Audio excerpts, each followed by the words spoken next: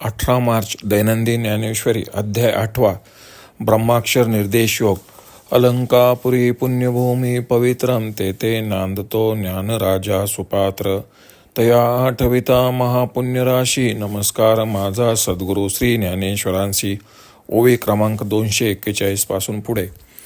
जे विष अमृत ओळखे तो अमृत काय सांडू शके. तेवी जो उजी वाट देखे तो अवंटान वचे. म्हणून पुढे पार खावी खरे कुडे. पारखिले तरी न पडे अनवसरे कही. एरवी देहांती थोर विषम या मार्गाचे आहे संभ्रम. जन्मे अभ्यासल्याचे हनकाम जाईल वाया. जरी अर्चरा मार्ग चुकलिया अवचटे धूम्रपंथे पडलिया. तरी संसार पाती जुतलिया भोवतची असावे. हे सायास देखोनी मोठे आता कैसे निपा एक वेळ फिटे. म्हणून योग मार्ग गोमटे शोधिले दोन्ही. तव एके ब्रह्मत्वा जाईजे आणि एके पुनरावृत्ती येईजे. परिदैव गत्या जो लाहिजे देहांती जेने. नैते श्रुती पार्थ जान्य योगी मुह्यति कश्चन. तस्मात् वर्षे कालेषु योगयुक्त भवार्जुन. ते वेळी म्हणितले हे नव्हे वाया अवचटे काय पावे. देह तेजुनी वस्तू होवावे मार्गेची की. तरी आता देह असो अथवा जावो आम्ही तो केवळ वस्तूची आहो. काजे दोरी सर्पत्व वावो दोराची कडुनी. मज तरंगपण असे की नसे ऐसे उदकासी कै भासे. ते भलते तेव्हा जैसे तैसे उदक चिकी. तरंगाकारे न जन्मेची न तरंग लोपेन निमेची. तेवी देही जे देहेची वस्तू झाले. आता शरीराचे तयाच्या ठाई आड नावही उरले नाही. तरी कोणी काळे काही निमे ते पाहे पा. मग मार्गाते कास्या शोधावे कोणी कोठुनी के जावे. जरी देश कालादी आगवे आपणचे असे. आणि हागा घटू जे वेळी फुटे ते वेळी तेथीची आकाश लागे नीटवाटे. वाटला लागे तरी गगना भेटे एरवी चुके. पाहे पा ऐसे हन आहे की तो आकाराची जाये. एर गगन ते गगनीची आहे घटत्वाही आथी. ऐसिया बोधाचे निसुरवाडे मार्गा मार्गाचे साकडे. तया सोहन सिद्धा न पडे योगियांसी. या कारणे पंडुसूता तुवा होवावे योगयुक्ता. ये तुलेनी सर्व काळी साम्यता अपेसया होईल. मग भलतेत भलते वा देह असो अथवा जावा. परी अबंधा नित्य ब्रह्मभावा बिघडू नाही. तो कल्पादी जन्मा नागवे कल्पांती मरणे नापलवे. माझी स्वर्ग संसाराचे निलागवे जकवेना. येणे बोधे जो योगी होय तयासीची या बोधाचे निटपण आहे. काजे भोगा ते पेलून पाय निजरूपाये. पैगा इंद्रियादिका देवा जया सर्वस्वे गाजती रानिवा. ते सांडणे मांडुनी पांडवा डावली जो. वेदेषु यज्ञेषु तपशु चैव दानेषु यत् पुण्यफलं प्रदिष्टम्. अत्यंती तत्सर्वमिदं विदित्वा योगी परमस्थानुपेति चाद्यमम्. इति श्रीमद्भगवद्गीतासु उपनिषत्सु ब्रह्मविद्याया योगशास्त्रे श्रीकृष्णार्जुन संवादे अक्षरब्रह्मयोग नामोऽध्यायः. जरी वेदाध्ययनाचे झाले अथवा यज्ञाचे शेतची पिकले की तपोदानाचे जोडले सर्वस्वहनजे. तया आघव्याची पुण्याचा मळा भारू आतुनी जया ये फळा. ते परब्रह्म निर्मळा साठी न सरे. जे नित्यानंदाचे निमाने उपमेचा कांटाळा न दिसे साने. पाहा पावेद यज्ञादी साधने जया सुखा. जे विटे ना सरे भोगी तयाचे निपवाडे पुरे. पुढती महासुखाचे सोयरे भावंडची. ऐसे दृष्टीचे नि सुखपणे सयासी अदृष्टाचे बैसने. जे शतमुखाई अंगवणे नोहेची एका. तया ते योगेश्वर अलौकिके दीटीचे नि हाततुके. अनुमानती कौतुके तव हळवार आवळे. मग तया सुखाची किरीटी करून या गा पावटी. परब्रह्माचे निपाठी आरुढती. ऐसे चराचरक भाग्य जे ब्रह्मेशा आराधन योग्य. योगियांचे भोग्य भोगधनजे. जो सकळ कळांची कळा जो परमानंदाचा पुतळा. जो जीवाचा जिव्हाळा विश्वाचिया. जो सर्वज्ञतेचा ओलावा. जो यादव कुळीचा कुळदिवा. तो श्रीकृष्णजी पांडवा प्रति बोलिला.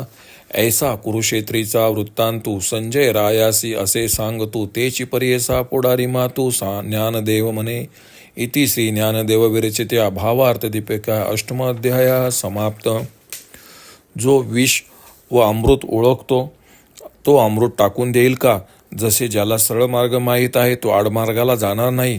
म्हणून खरे खोटे पारखून घेणे आवश्यक आहे. अशी परीक्षा केली तर कधी अनुचित होणार नाही.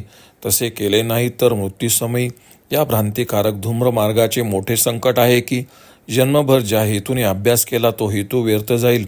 जर अर्चिरादी मार्ग चुकला आणि धूम्रमार्गी देह पडला तर संसार चक्राच्या फेऱ्यात गुंतावे लागते. हे पुढील संकट टळावे, साधकाने मुक्त व्हावे म्हणून मी तुला दोन्ही मार्ग चांगले स्पष्ट करून सांगितले, असे श्रीकृष्ण अर्जुनास म्हणतात. एका मार्गाने ब्रह्मस्थिती लाभते तर दुसऱ्या मार्गाने पुनर्जन्म. मरणकाळी प्रारब्धाने ज्याला जो भोग वाट्याला येईल त्याप्रमाणे त्याला गती लाभेल. त्यामुळे अर्जुन खिन्न झाला. तेव्हा भगवंत पुन्हा म्हणाले, देहपातानंतर ब्रह्मत्व प्राप्त होते हे म्हणणे व्यर्थ आहे. कारण दैवाने मरणकाळी कोणता मार्ग प्राप्त होतो कोणास ठाऊक. म्हणून हे नको. तेव्हा देह राहो अथवा जाओ, आम्ही तर केवळ पूर्ण ब्रह्मरूपच आहोत. कारण जसे दोरीवर भासलेला सर्पपणा दोरीच्या दृष्टीने खोटाच आहे. मला तरंगपणा आहे किंवा नाही याची जाणीव पाण्याला असते का? पाण्याच्या दृष्टीने पाणी नेहमीच पाणी असते. तरंगाबरोबर पाण्याची उत्पत्ती अथवा विनाश होत नाही. त्याप्रमाणे जे देहवान असताना देहानेच ब्रह्म झाले, आता या तत्ववेत्याच्या ठिकाणी शरीराचे आडनावही उरले नाही. तर बाबा असा विचार कर की कोणत्या काळी काय नाश पावणार आहे. जर सर्व देश व काल आपणच आहोत तर मग मार्ग तरी कशाला शोधावे आणि कोठून कोठे जावे. घट फुटताच घटाचा आकार नाहीसा होतो. त्यातील आकाश वाटेला लागून महाकाशाला मिळायला राहील काय. असे पहा की घटाचा आकार नाहीसा होतो पण त्यातील आकाश घटोत्पत्तीच्या पूर्वी जसे होते तसेच राहते. अशा बोधाच्या साह्याने त्या ब्रह्मास्मी अशा बोधवान योग्यास मार्गामार्गाचे संकट पडत नाही. मग वाटेल तेव्हा देहपाश असो वा जावो, परंतु बंधरहित अखंड ब्रह्मस्थितीत बिघाड येणार नाही. तो कल्पाच्या आरंभी जन्मात सापडत नाही. कल्पाच्या अंती तो मरणाने बुडत नाही व स्थितीकाली सर्व स्वर्ग संसाराच्या मोहाने फसला जात नाही. या बोधाने जो योगी होतो त्यालाच त्या बोधाचे फळ मिळते. कारण भोगांना झुगारून देऊन तो आत्मस्वरूप स्थितीला प्राप्त झालेला असतो. अर्जुना, अरे इंद्रादिक देवांच्या ज्या सर्व ऐश्वर्याची कीर्ती जोकडे गाजते त्या ऐश्वर्याला ओवाळून टाकलेल्या बळीप्रमाणे तो तुच्छ मानून टाकून देतो. जरी वेदांचे अध्ययन झाले अथवा यज्ञरूपी शेत पिकले किंवा तपाचे अथवा दानाचे सर्व पुण्य मिळाले तरी त्या सर्व पुण्याईच्या मळ्याला आलेली फलद्रुपता निर्मळ अशा परब्रह्माच्या तुलनेला येत नाही. जे स्वर्गसुख नित्यानंदाच्या मानाने उपमेच्या पारड्यात घालून पाहिले असता कमी दिसत नाही. पहा की ज्या स्वर्गसुखा प्राप्तीकरता वेद यज्ञादी साधने आहेत, जे स्वर्गसुख विटत नाही व संपत नाही ते भोगणाऱ्यांची इच्छा पुरवते व जे ब्रह्मरूप सुखाचे आवडते ते भावंडच आहे. अशा प्रकारचे जे केवळ दिसण्यापुरतेच सुख असून मरणानंतर प्राप्त होते व 100 यज्ञ करणारालाही ते एकदम मिळेलच असे नाही, त्या स्वर्गसुखाचे योगी पुरुष बोधाच्या अलौकिक दृष्टीरूपी हाताने सहज लीलेचे वजन करून त्या स्वर्गसुखाचे अनुमान करतात. ते त्यास हलके वाटते. अर्जुना, मग त्या स्वर्गसुखाची पायरी करून स्वर्गसुखात न गुंतता परब्रह्मस्थितीला प्राप्त होतात. अशा प्रकारे स्थावर जंगलात्मक जगाचे जे एकमेव भाग्य, जे ब्रह्मदेव व शंकर यांनाही आराधना करण्यास योग्य व योग्यांना भोगण्याला योग्य असे भोगरूपी ऐश्वर्य आहे, जो परमात्मा सर्व कलांची कला आहे, जो परमानंदाची मूर्ती आहे व जो विश्वाचा जीवाचा जिव्हाळा आहे, जो परमात्मा सर्वज्ञतेचे जीवन आहे, जो यादवांचा कुलाचा कुलदीपक आहे, असा श्रीकृष्ण अर्जुनास याप्रमाणे बोलला. अशी कुरुक्षेत्रावरील हकीकत संजय धृतराष्ट्र राजाला सांगत होता. तीच गोष्ट पुढे तुम्ही ऐका, असे श्री निवृत्तीनाथांचे शिष्य श्री ज्ञानदेव महाराज म्हणतात. 8वा अध्याय समाप्त. ओम श्री रुक्मिणी पांडुरंगाय नमः. ओम श्री ज्ञानराज माऊली नमः.